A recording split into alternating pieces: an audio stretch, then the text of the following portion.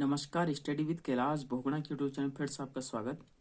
उत्तराखंड मिट्टी, कृषि, पशुपालन और सिंचाई से संबंधित दूसरा वीडियो आज। तो विषम भौगोलिक परिस्थितियों एवं अन्य कारणों से राज्य में कई प्रकार की खेती की जाती है। तो पहली जो प्रकार की खेती की जाती है वह है समोच्च खेती। इसे कंटूर फार्मिंग भी कहते हैं। किसे कंटूर फार्मिंग कहते हैं? तो समोच्च खेती को कहते हैं। ढाल के ऊपर एक ही ऊंचाई से के अलग अलग दो बिंदुओं को मिलाने वाली काल्पनिक रेखा को कंटूर कहते हैं। एक ही ऊंचाई के अलग अलग दो बिंदुओं को मिलाने वाली काल्पनिक रेखा को क्या कहते हैं? तो कंटूर कहते हैं। जब पहाड़ी ढालों के विपरीत कंटूर रेखा पर खेती की जाती है तो उसे कंटूर या समोच्च खेती कहते हैं। जब पहाड़ी ढालों के विपरीत कंटूर रेखा पर खेती की जाती है तो उसे क्या कहते हैं? कंटूर या समोच्च खेती कहते हैं। इस विधि से वर्षा वाले क्षेत्रों में नमी सुरक्षित रहती है। इस विधि से कम वर्षा वाले क्षेत्रों में नमी क्या रहती है? सुरक्षित रहती है। जबकि अधिक वर्षा वाले क्षेत्रों में भू क्षरण कम हो जाता है। सीढ़ीदार खेती देखते हैं। जब भूमि अधिक ढालू होती है तब इस विधि से कृषि की जाती है। इसमें ढाल को सीढ़ियों के रूप में परिवर्तित कर दिया जाता है और उन सीढ़ियों पर आड़ी जुताई करके कृषि की जाती है। तीसरी खेती है स्थानांतरणशील खेती। इसे झूमिंग कृषि भी कहते हैं। राज्य की कुछ आदिम जातियां इस प्रकार की खेती करते हैं। इसमें सर्वप्रथम किसी स्थान का चुनाव कर उस स्थान की झाड़ियों को साफ किया जाता है और कुछ वर्षों तक उसमें की जाती है खेती की जाती है। उर्वरता समाप्त होने के स्थान पर ही बदल दी जाती है। मतलब एक स्थान पर कुछ समय खेती करने के बाद दूसरे स्थान पर जाना स्थानांतरित या झूमिंग कृषि कहलाती है। अब देखते हैं फसलोत्पादन देख लेते हैं। राज्य में रबी और खरीफ फसलों की खेती अधिक और जायद की अपेक्षा कम की जाती है। रबी फसलों की बुआई शीत ऋतु के शुरुआत अर्थात अक्टूबर से दिसंबर के मध्य तक और कटाई मार्च अप्रैल तक की जाती है। दिसंबर के मध्य तक और कटाई मार्च अप्रैल तक की जाती है। किसकी? खरीफ और रबी। इन फसलों को कम जल और औसत ताप की आवश्यकता होती है। इसके अंतर्गत गेहूं, जौ, चना, मटर, मसूर, सरसों, अलसी, आलू आते हैं रबी की कृषि में। ठीक है। खरीफ की फसलें अधिक जल और अधिक ताप चाहने वाली होती हैं अथवा इनकी बुआई मई से जुलाई तक और कटाई सितंबर अक्टूबर तक की जाती है। इसके अतिरिक्त चावल, कोदो, कौड़ी, मंडुआ, झंगोरा, मक्का, चौलाई, उड़द, तिल, राजमा, मूंग, बाजरा खरीफ की फसलें हैं। राज्य के गढ़वाल मंडल की अपेक्षा कुमाऊं मंडल में कृषि भूमि अधिक है। राज्य में सर्वाधिक क्षेत्रफल पर गेहूं की खेती की जाती है। बहुत बार प्रश्न आया है कि राज्य में सर्वाधिक क्षेत्रफल पर किसकी खेती की जाती है? तो गेहूं की। राज्य के मैदानी भागों में मुख्य रूप से गेहूं, धान, गन्ना, उड़द, मूंग, चना, मटर, सोयाबीन आदि की खेती की जाती है। जबकि पर्वतीय क्षेत्रों में माश, जिसको उड़द कहते हैं, तूर, गहत, राजमा, भट्ट, चौलाई, मंडुआ, झंगोर इसकी खेती की जाती है। गेहूं के बारे में चर्चा कर लेते हैं कि गेहूं राज्य का प्रमुख फसल है। इसके लिए दोमट मिट्टी 50 से 70 सेमी वर्षा, आरंभ में 10 से 15 सेंटीग्रेड तथा बाद में 20 से 25 सेंटीग्रेड तापमान चाहिए होता है। उत्तराखंड कुल कृषि भूमि के लगभग 33% भाग पर गेहूं बोया जाता है। 33% में क्या बोया जाता है? गेहूं। कुमाऊं मंडल में गढ़वाल मंडल की अपेक्षा अधिक क्षेत्र पर गेहूं बोया जाता है। राज्य में प्रमुख गेहूं उत्पादक जिले हैं देहरादून, उधम सिंह नगर, हरिद्वार, पौड़ी गढ़वाल, नैनीताल। दूसरा आता है चावल। चावल राज्य की द्वितीय प्रमुख फसल है। इसके लिए चिकनी उपजाऊ या मटियार दोमट मिट्टी, गर्म जलवायु 75 से 125 सेमी, वर्षा रोपते समय 20 सेल्सियस तथा पकते समय 27 सेल्सियस तापमान सर्वोच्चतम है। उत्तराखंड की कुल कृषि भूमि के लगभग 21.6% भाग पर चावल उगाया जाता है। प्रमुख चावल उत्पादक जिले हैं उधम सिंह नगर, देहरादून, हरिद्वार, नैनीताल, टिहरी, पौड़ी गढ़वाल, बागेश्वर।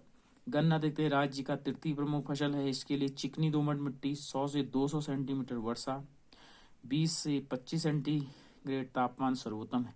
उत्तराखंड के कुल कृषि योग्य क्षेत्र के लगभग 6% भाग पर गन्ने की खेती की जाती है। गन्ने का उत्पादन मुख्यतः हरिद्वार, देहरादून, उधम सिंह नगर जिले तक सीमित है। सर्वाधिक उत्पादन उधम सिंह नगर में होता है। गन्ने का सर्वाधिक उत्पादन तो उधम सिंह नगर। जौ, गढ़वाल मंडल में जौ की खेती ज्यादा की जाती है। राज्य के पौड़ी, टिहरी, पिथौरागढ़, अल्मोड़ा, देहरादून, चमोली, नैनीताल, उत्तरकाशी आदि जिलों में इसकी खेती की जाती है। मक्का, राज्य के प्रमुख मक्का उत्पादक जिले देहरादून, नैनीताल, रुद्रप्रयाग, पिथौरागढ़, अल्मोड़ा, पौड़ी गढ़वाल आदि। मंडुआ देखते हैं, जिसको कोदा कहते हैं। राज्य के पर्वतीय भागों में मंडुआ की खेती की जाती है। अल्मोड़ा, पिथौरागढ़, नैनीताल, बागेश्वर प्रमुख मंडुआ उत्पादक जिले हैं। उसके बाद जापान में मंडुए की मांग की गई है। सरसों देखते हैं, 10 से 15 सेल्सियस तथा बाद में 20 से 25 सेल्सियस तापमान चाहिए सरसों के लिए। जैसे गेहूं के लिए चाहिए। दालें देखो, मसूर, चना, ये सब यहाँ पाया जाता है। 70% कुमाऊं में ये सारे क्षेत्र। उसके बाद सब्जी उत्पादन देख लेते हैं। राज्य में उत्पादित की जाने वाली सब्जियों में आलू मुख्य है, जो प्रायः सभी जिलों में पैदा की जाती है। इसके अलावा राज्य में फूल गोभी, पत्ता गोभी, शिमला मिर्च, टमाटर, बैंगन, हरा टमाटर, ये सब। राज्य में तेजपात, मेथी, हींग, धनिया, दालचीनी, ये मसाले भी उत्पादन में आते हैं। अल्मोड़ा में किशन चंद्र जोशी ने विश्व का सबसे ऊंचा मिर्च का पौधा लगाकर या उगाकर गिनीज बुक ऑफ वर्ल्ड में रिकॉर्ड बनाया है। किसने? किशोर चंद्र जोशी ने। उस पौधे की ऊंचाई लगभग 6.6 मीटर, लगभग 21.64 फीट और गोलाई 3 फीट तथा फैलाव 8.2 फीट थी। बागवानी फसलें देख लेते हैं। राज्य में लीची, सेब, संतरा, नींबू, नाशपाती, आलू, बुखारा, अखरोट, अमरूद आदि फसलें की जाती है। लीची देखें, राज्य में देहरादून, नैनीताल, उधम सिंह नगर में ये सब लीची पाई जाती है। देहरादून लीची का प्रमुख उत्पादक जिला है। ठीक है। इसके अलावा लीची निर्यात जोन भी कहा जाता है देहरादून। सेब देखो, हरिद्वार, उधम सिंह नगर को छोड़कर सभी जिलों में किया जाता है। राज्य में सर्वाधिक क्षेत्रफल सेब के बाग उत्तरकाशी में क्षेत्रफल के हिसाब से, फिर क्रमशः नैनीताल में, देहरादून में, चमोली में, टिहरी में। राज्य में उत्पादित सेब को दिल्ली में न्यूजीलैंड ब्रांड नेम से, जबकि अन्य राज्यों में हिमाचल सेब कहकर भेजा जाता है। दिल्ली में न्यूजीलैंड ब्रांड और अन्य में हिमाचली सेब कहा जाता है। ठीक है। उसके बाद संतरा, नींबू वैसे पर्वतीय क्षेत्रों में ज्यादातर होते हैं। नाशपाती, ये भी पर्वतीय क्षेत्रों में होता है। अखरोट, ये। औषधि को देख लेते हैं थोड़ा। राज्य में औषधि बेलाडोन, कुटकी, अफीम, मिंट, पामारोजा, इस प्रकार की औषधि पाई जाती है। बेलाडोना के बारे में देखते हैं। राज्य में सर्वप्रथम बेलाडोना की खेती 1903 में कुमाऊं क्षेत्र में शुरू हुई। बहुत बार प्रश्न आया है। आज राज्य में कुटकी, अफीम, पाइथेरम आदि औषधि पौधे की खेती की जाती है। जेरेनियम अफ्रीकी मूल का एक शाखी सुगंध युक्त पौधा है। इनका वानस्पतिक नाम पेरल गोलियम ग्रेवियोनेंस है। ठीक है। उसके बाद चाय देख लेते हैं। चाय के लिए आर्द्र और उष्ण जलवायु तथा 200 से 250 सेमी वर्षा की आवश्यकता होती है। राज्य में मध्य हिमालय और शिवालिक पहाड़ियों के मध्य स्थित पर्वतीय ढालों पर चाय पैदा की जाती है। राज्य में चाय के बाग अल्मोड़ा, पौड़ी, गढ़वाल, नैनीताल यहाँ है। ठीक है।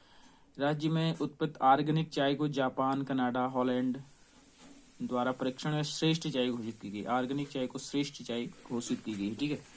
इसके अलावा देख लेते हैं, यहाँ देखते हैं, ये कोटा स्टेट चाय बागान प्रसिद्ध है। देखो, चाय विकास बोर्ड का गठन किया गया। देखो, वित्तीय व्यवस्था निवेश के द्वारा बोर्ड द्वारा 2012 से 15 तक 3 नई चाय फैक्ट्रियां बनाई गई। उसके योजनाएं देख लेते हैं। राज्य में कृषि संबंधी क्षेत्रों के विकास के लिए राष्ट्रीय बीमा योजना, कृषि शाख और फसल बीमा। कौन कौन सी योजनाएं हैं कृषि विभाग की? राष्ट्रीय बीमा योजना है, कृषि शाख और फसल बीमा है, जैविक खेती परीक्षण है, जैविक प्रमाणीकरण और विपणन है, कृषि यंत्रीकरण है, पोस्ट हार्वेस्ट टेक्नोलॉजी प्रोग्राम है। ये सारी योजनाएं आपके फसल से संबंधित हैं। कृषि नीति 2011 में प्रदेश में आई। ठीक है। उसके बाद इसमें उत्तराखंड स्टेट सीड्स सर्टिफिकेशन 2001 में स्थापित हुआ। ऑर्गेनिक सर्टिफिकेशन एजेंसी 2006 में Uttarakhand state organic certification agency Dehradun में प्रागैतिक हुआ। इसके अलावा जैविक राज्य देखो, उत्तराखंड को जैविक राज्य घोषित कर दिया गया है। प्रश्न बहुत बार बना है। कृषि उत्पादन विपणन बोर्ड की स्थापना देखो 2000 में किया गया, दिसंबर 2000 में। ऐसे बहुत सारे क्वेश्चन बनने लग गए हैं अब। ये योजनाएं और कृषि विविधीकरण परियोजना जो लागू हुई है वो 1998 में, लेकिन मई 2001 में से परियोजना को राज्य ने लागू किया, जो देहरादून में है। किसान रत्न सम्मान 2010 में शुरू किया गया। पशुपालन देख लेते हैं। पशुपालन कौन सा बोर्ड? उत्तराखंड पशुधन विकास बोर्ड पशु पर ये वाला है, उत्तराखंड में स्थापित किया गया। ये देखो, श्यामपुर देहरादून में है इसका। ठीक है। यहाँ से प्रश्न थोड़ा बहुत पूछे जाते हैं। एक ये भी है, 2000 समन्वित डेयरी विकास योजना देखो। भारत सरकार की संयुक्त वर्ष 2003 में समन्वित डेयरी विकास परियोजना ये भी प्रारंभ हुई है। आंचल ब्रांड देखो, उत्तर प्रदेश के पराग की तरह राज्य में आंचल ब्रांड नाम से दुग्ध उत्पादित किया जाता है। ठीक है, ये सब आपको याद होना चाहिए।